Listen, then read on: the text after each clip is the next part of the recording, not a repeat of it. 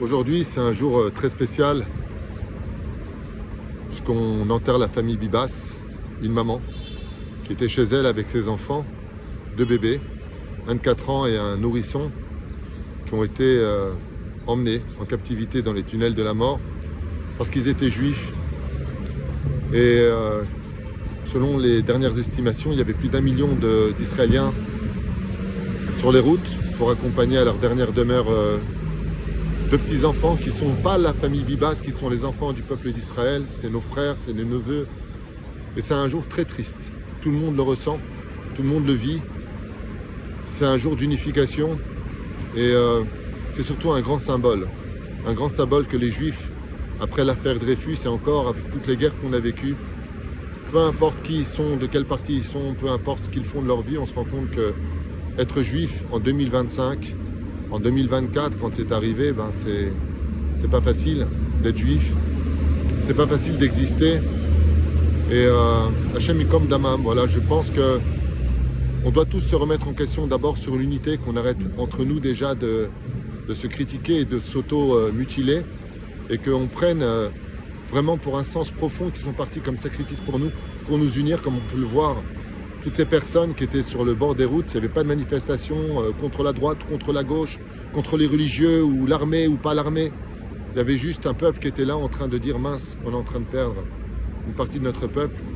Et c'est un grand Kiddush Hashem de voir en même temps tout le monde s'unir. Et c'est dommage que ce soit pour ce genre d'événement. Pour moi, la famille Bibas est partie en sacrifice pour nous.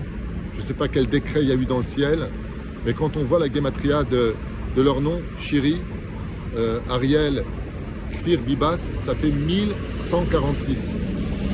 Et l'espoir qu'on a retrouvé à la fête de Hanouka, c'était de sortir de l'obscurité vers la lumière.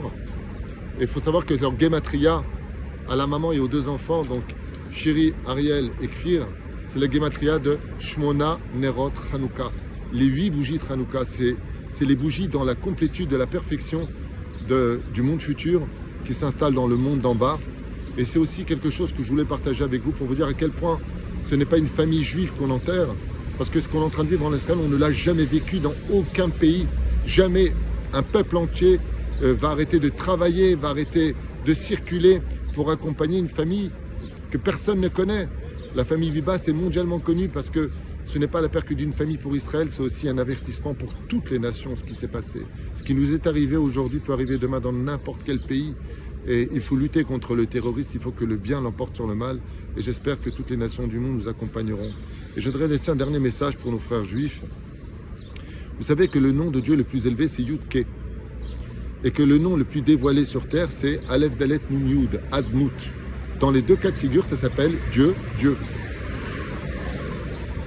Du monde du plus élevé au monde le plus dévoilé, quand on fait une bénédiction, on dit Baruch Ata Hashem, on ne dit pas Yud Ke Vav Ke, on le dit Aleph Dalet Nun Yud. Et nous les Juifs, on a une phrase qui symbolique notre union et notre force.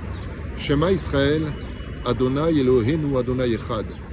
Quand vous écrivez le nom de Hashem, Yud Ke, Shema Israël Hashem Yud Ke, Elokeinu Hashem Echad, le mot Hashem Aleph Dalet Nun Yud, vous obtenez exactement la gematria de Shiri, Ariel, Kfir, Bibas.